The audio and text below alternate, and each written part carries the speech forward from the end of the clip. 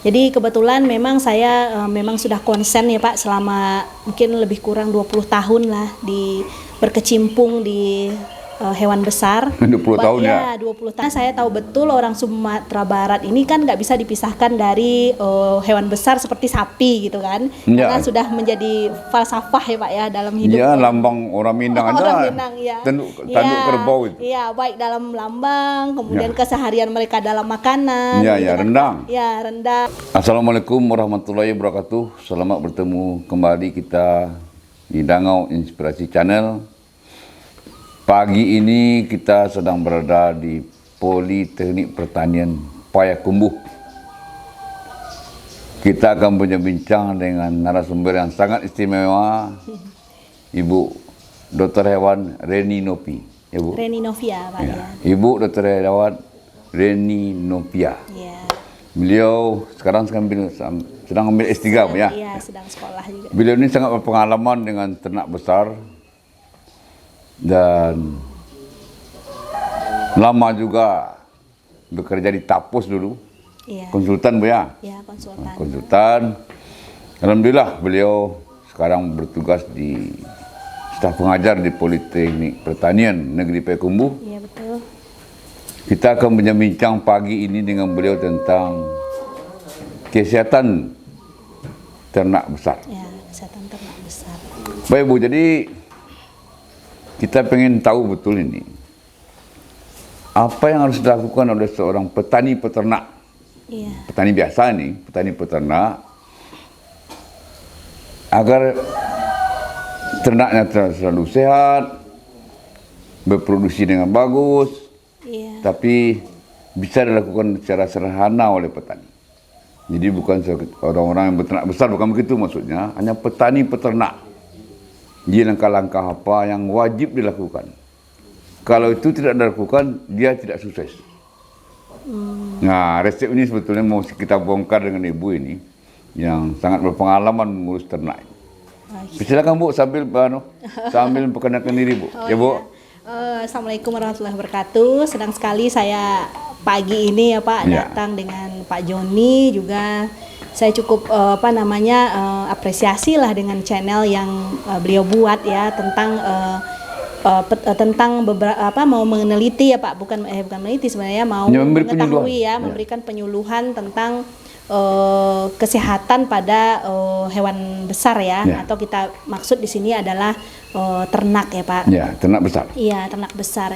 Jadi kebetulan memang saya memang sudah konsen ya Pak selama mungkin lebih kurang 20 tahun lah berkecimpung di hewan besar. 20 tahun ya? 20 tahun. Kemudian baik itu di perusahaan-perusahaan swasta sebagai konsultan Pak, kemudian juga sebagai ilmuwan lah seperti itu. Kita berkontribusi, tapi ini bicaranya masih di perusahaan-perusahaan. Ya. Nah, saya memang sangat setuju sekali dengan apa yang Pak John bilang tadi. Kita juga harus banyak lah ya Pak hadir di peternak ya, membantu mereka Ya, petani peternak ya. petani peternak gitu, bagaimana terutama di Sumatera Barat ya Pak. Ya. Karena saya tahu betul orang Sumatera Barat ini kan nggak bisa dipisahkan dari hewan besar seperti sapi gitu kan. Ya. Karena sudah menjadi falsafah ya Pak ya dalam hidup. Iya, lambang orang Minang aja. Orang Minang ya. Tanduk Ya, kerbau itu. Iya, baik dalam lambang, kemudian Ya. keseharian mereka dalam makanan. Ya, gitu ya, kan, rendang. Pak. Ya, rendang gitu kan, bukan itu kan udah menjadi ciri khas ya orang Ya, Minang. Apalagi rendang ini kan makanan yang memang lagi disorot sama dunia juga ya. Sudah mendunia. Mendunia, dan selalu orang ingin tahu lah, kepo lah apa tentang rendang gitu kan. Ya. Nah, karena itu saya pikir memang kita udah saatnya lah memberikan manfaat gitu ke petani peternak, bagaimana mereka juga bisa beternak dengan produktif gitu kan. Ya. Nah, Tidak asalan gitu. ya, tidak asal-asalan. Walaupun mungkin ternaknya nggak begitu banyak jumlahnya ya Pak John, tapi mereka masih bisa memberikan manfaat lah, baik itu secara ekonomi ya, untuk meningkatkan ekonomi masyarakat di Sumatera Barat gitu.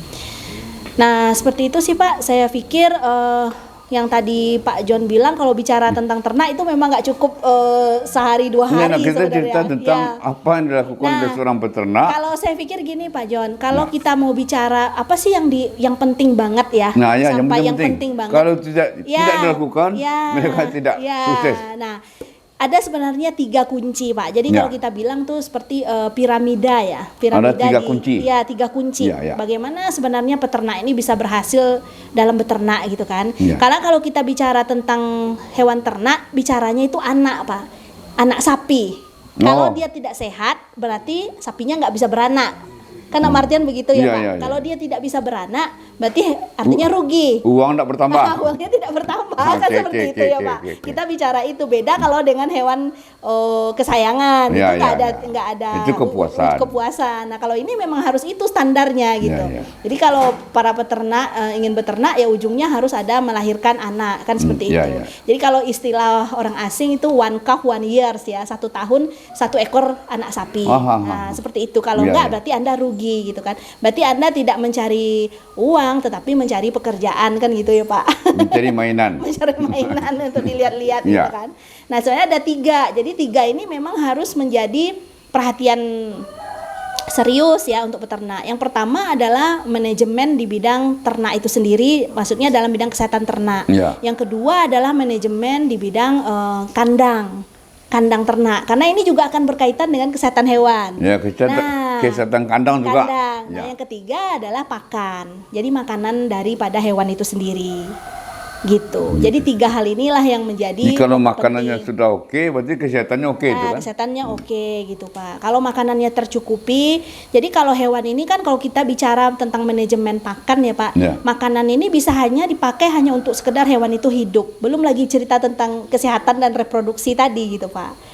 Nah, Ya kebanyakan antara sapi dan rumput hijau itu. Nah itu. Ya. Jadi sekarang kalau saya lihat ternak yang kita ada di kebanyakan ya Pak peternak kita ini baru bisa memberikan makan atau pakan untuk sapi ini hanya untuk sekedar untuk hidup gitu. Belum lagi bicara tentang peningkatan berat badan atau meningkatkan produktivitas sapinya gitu kan. Nah, itu belum masih perlu Ya, masih seputaran ya, sapi dan rumput itu. dan rumput. Nah, Ya, masih ya, seperti ya. itu Pak gitu. Nah bicara tentang kandang juga seperti itu. Saya lihat juga beberapa peternak kan tidak begitu peduli dengan kandang. Yang penting sapinya ada, kandangnya dia nggak nggak kehujanan dan seperti itu ya, masih nggak begitu nggak bisa diperhatikan ya tentang kandang gitu. Jadi kalau menurut saya sih kebersihan kandang, kemudian kandang yang layak untuk hewan itu juga menjadi bagian yang harus menjadi bagian penting dari beternak gitu.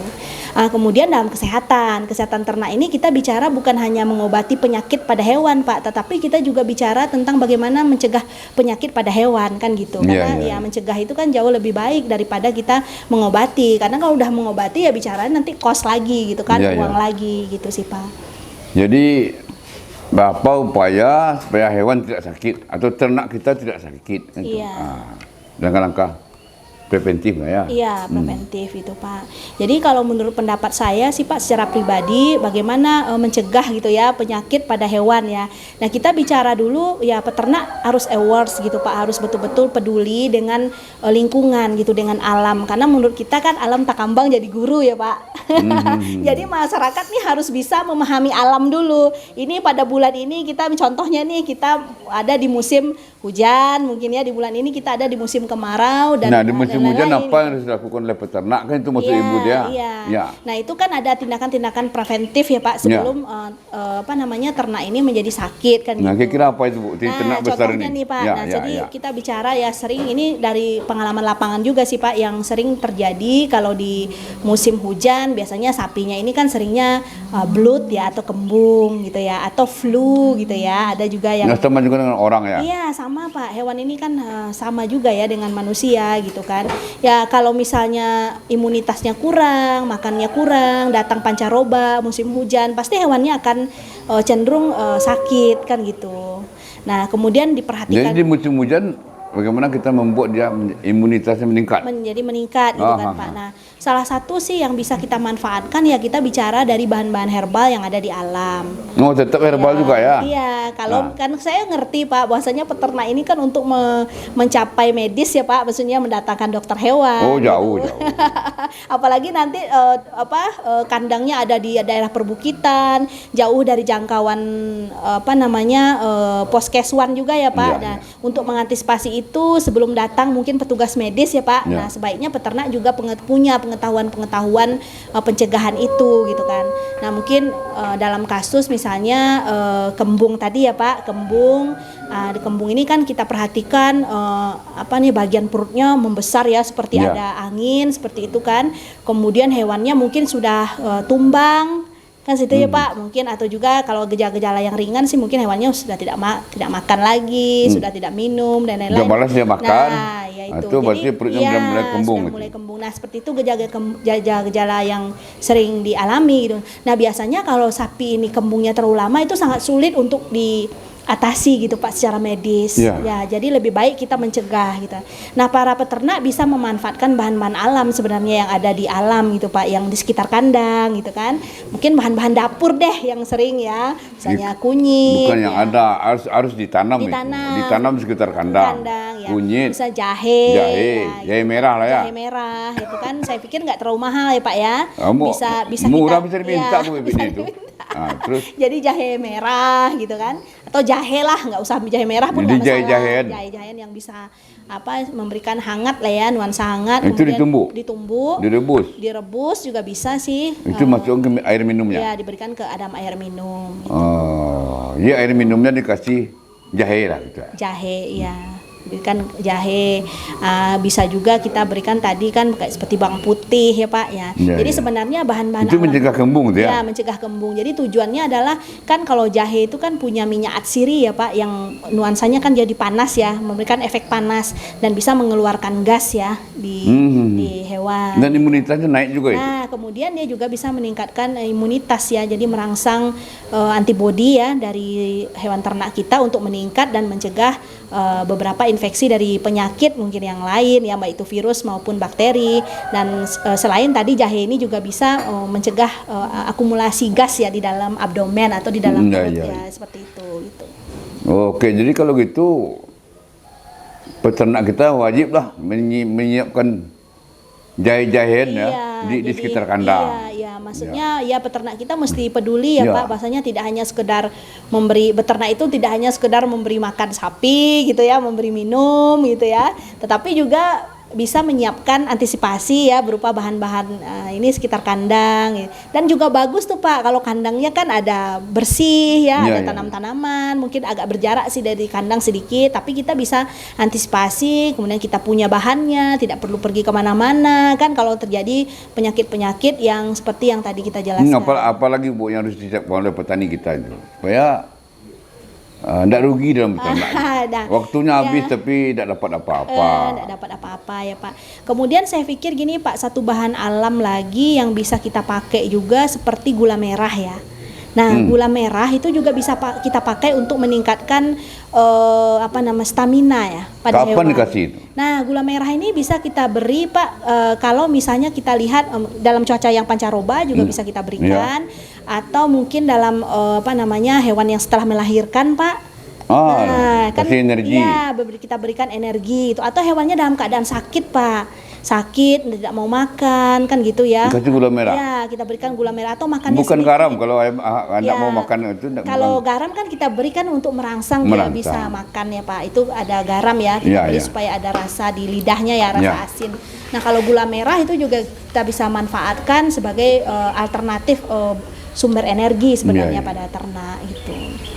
Iya, hewan melahirkan dikasih itulah ya. Itu. Jadi jangan pikir nanti gula merahnya ditumbuk atau ditumbuk bisa Pak. Jadi ditumbuk seperti kita masukkan di botol minuman ya, bekas botol air mineral. Lalu bisa kita berikan ke hewannya gitu. Lewat air minum boleh. Diminum gitu? Ya, boleh diminumkan boleh. Diminumkan ya? Diminumkan. Bagus diminumkan. Iya, diminumkan. Nah, kalau gitu jahe-jahean tadi diminumkan juga bagusnya.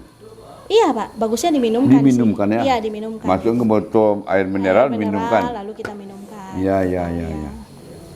Seperti itu. Mengenai kandang. Gimana Pak? Kalau mengenai kandang, nah ini Pak bahan yang wajib banget nih. Jangan sampai kita menyepelekan masalah manajemen kandang ya. Karena saya pikir gini Pak, kalau kandang ini tidak bersih, sama seperti kita ya manusia, kalau lingkungan kita tidak bersih pasti kita nggak nyaman. Nah, sapi atau ternak juga begitu. Lalu yang kedua akan sering muncul penyakit-penyakit lain gitu Pak di hewannya gitu kan. Misalnya nih bicara tentang parasit deh Pak. Nah, Misalnya kakinya, nyamuk, kakinya banyak. Atau bicara tentang parasit dulu Pak. Kalau kandangnya kotor biasanya sering datang parasit ya Pak, dalam bentuk ektoparasit, misalnya tungau atau lalatnya banyak di Keluar kandang. ulat juga di belatung. Lalat banyak gitu kan Pak. Kemudian yang sering lagi tuh kutu ya Pak, kutu. Jadi sapinya itu nggak nyaman. Memang kita jangan anggap sepele kalau sapi udah nggak nyaman. Jadi kandang pasti sapi itu harus dibersihkan sekali berapa hari? setiap hari harus dibersihkan. Sore ya. atau pagi? Sore.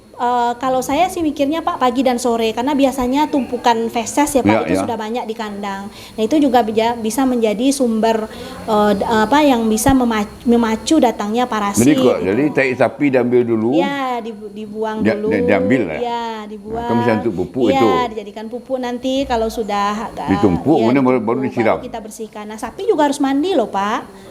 Nah, sapinya juga wajib mandi. Berarti setiap sore mandikan? Iya, paling enggak Pak seminggu itu 3 kali lah. Sambil membersihkan kandang. Sambil membersihkan kandang. Nah, dalam mandi ini juga kita bisa memanfaatkan bahan-bahan alam nanti untuk menghindari tadi kutu ya. Saya sering pakai nih Pak, bisa sih dengan rebusan air nilam Pak. Kan tuh bahan alam juga yang banyak di Sumatera Barat ya, saya pikir ya. Daun nilam? Ya, daun nilam atau daun galinggang Pak. Daun galinggang yang sering ada itu nggak dimanfaatkan ya Pak banyaknya. Itu bisa direbus mungkin sebanyak 10 helai daun galinggang. Daun sirsak bisa juga enggak? Ya, daun sirsak juga bisa. Digosokkan aja atau direbus dulu Pak. Direbus, Mandikan. Dianggap sabun lah ya. Kita banding 1:2 itu perbandingan airnya juga bisa tuh untuk menjaga kebersihan sapi ya, kulit sapi dari hama, dari parasit ya, kalau kita bilangnya parasit gitu tanaman hama dari parasit ya. Dari parasit. Jadi sapi kita ini mengkilat bulunya, dia bersih, nyaman kan. Kemudian dia kalau udah nyaman, kandangnya bersih, lalatnya nggak ada. Kalau lalat ada kan dia sering bergerak ya Pak, jadi stres kan gitu. Nah pasti nafsu makannya juga akan meningkat gitu. Nah kemudian juga perhatikan juga penerangan Pak di kandang. Adakah kita misalnya kandang ini kita buat di bawah pepohonan yang rimbun gitu, itu kan nggak bagus ya Pak. Maksud cahaya matahari. Iya. Cahaya harus masuk. Iya, cahaya harus masuk. Jadi sebelum membangun kandang kita perhatikan juga nih arah matahari di mana nih. Atau atap kandang ini kita beri apa Pak? Atap yang plastik yang terang itu. Bisa kita berikan itu. Kemudian kita perhatikan juga kemiringan kandang. Kemudian kita perhatikan tinggi atap kandang kan gitu, sirkulasi udaranya masuk atau tidak. Kemudian juga di sekitar kandang tuh kalau bisa di kandang tuh kosong ya Pak, jangan dikasih gantungan baju gitu sering ya Pak. Ini saya sering suka bercanda sama peternak, emang kadang baju ditaruh di situ sehingga gelap ya, menjadi kayak kandangnya menjadi kurang cahaya, gelap, lembab. Nah itu akan memicu datangnya penyakit-penyakit tertentu gitu Pak.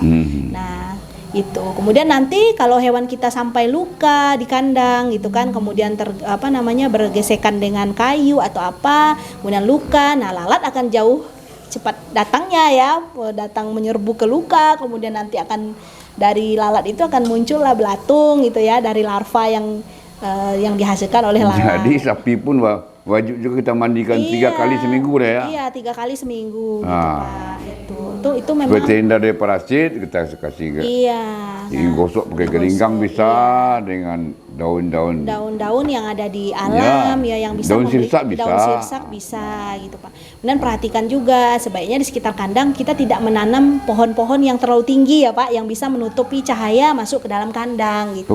Kandang kita harus masuk cahaya. Iya, harus masuk cahaya. Makanya peternak nih sebelum beternak, misalnya sebelum bangun kandang, kita juga harus perhatikan adakah di situ misalnya di mana nih bagusnya gitu ya Pak, arah matahari ke arah mana gitu kan. Nah itu juga diperhatikan gitu. Kemudian ketinggiannya, irigasinya ya Pak, supaya nanti air kotoran itu nggak menumpuk di dalam kandang ya. Nah kita perhatikan juga irigasinya, air urin kan. Tadi kan ada 3 piramid. Iya, 3 kesehatan piramid hewan. Ya 3 piramid yang harus kita pakai, kita gunakan kalau kita ingin beternak itu secara sukses gitu ya Pak. Kesehatan hewannya, ternaknya. Kesehatan ternaknya, kita perhatikan juga manajemen pakannya ya Pak. Manajemen pakan dan kandang gitu Pak. Jadi 3 hal itu memang hal yang harus menjadi Nah, konsen. di manajemen pakan apa itu? Nah, kalau di manajemen pakan ini Pak, nah kita nih tadi seperti yang saya bilang Pak, kita memberikan pakan pada hewan ini juga harus punya nilai nutrisi ya Pak. Tidak yang hanya baik. rumput. Tidak hanya rumput. Kalau bisa sih beternak sapi itu kalau bisa jangan kita ngarit gitu, nyabit gitu ya Pak. Nah, karena nanti kalau rumputnya nggak ada di musim kemarau misalnya, kita pakai apa? Lalu kalau misalnya lahannya nggak ada lagi yang bisa kita ambil rumputnya, dilarang oleh yang punya tanah. Nah, yang seperti terbaik itu apa? Yang terbaik sih kita bisa memakai bahan-bahan yang limbah ya Pak, limbah-limbah pertanian. Jerami misalnya yang jerami difermentasi. Itu gitu, cukup Pak. itu. Iya. Jadi nanti teknologi fermentasi yang tepat gitu Pak dan Wah, benar. iya. Nah, itu akan memberikan nilai nutrisi yang jauh lebih baik pada proteinnya jerami. tinggi ya. Iya. Baik itu proteinnya akan lebih tinggi dibandingkan jerami yang tidak fermentasi kan gitu ya Pak. Kita mengharapkan kalau jerami fermentasi cukup jerami itu aja. Jerami Pak, jadi jerami nanti kita akan menambahkan bahan-bahan lain sih Pak, seperti apa namanya? Ampas tahu. Iya, enggak ada Pak. Enggak. Jerami murni jerami, cuman kita perlu biangnya Pak untuk memfermentasikannya gitu. Misalnya apakah kita perlu mikroorganisme ya Pak? Kita perlu efektif mikroorganisme Ya, atau untuk M4, kita perlu molases, kita perlu sedikit garam gitu Pak untuk supaya apa namanya? Ya, tata krama ya, bikin fermentasi jerami ini lah ya. bisa berhasil itu. Oke. Jadi tidak sembarang fermentasi gitu Pak. Kalau nanti sembarang juga bisa menjadi racun ya Iya Bu, makanannya. bumerang malah. Malah menjadi racun bagi sapinya gitu. Jadi Oke Bu, nanti ya. spesial fermentasi jerami, tolong Ibu jelaskan lagi ya. Oke. Ya. Jadi ya baik Pak, Ya. saya akan jelaskan nanti. Baik kawan-kawan semua, ini cerita singkat kita dengan Ibu. Beliau memang ahli di kesehatan hewan. Mudah-mudahan siapa yang mendengar pada hari ini bisa mengkomunikasikan kepada semua petani peternak. Kesehatan hewan itu menjadi kunci sukses kita di bidang peternakan. Terima kasih, banyak maaf. Assalamualaikum warahmatullahi wabarakatuh. Video kami kali ini, terima kasih sudah menonton. Jangan lupa untuk like, komen, dan subscribe untuk mengikuti perkembangan terbaru dari channel ini. Sampai jumpa di video selanjutnya.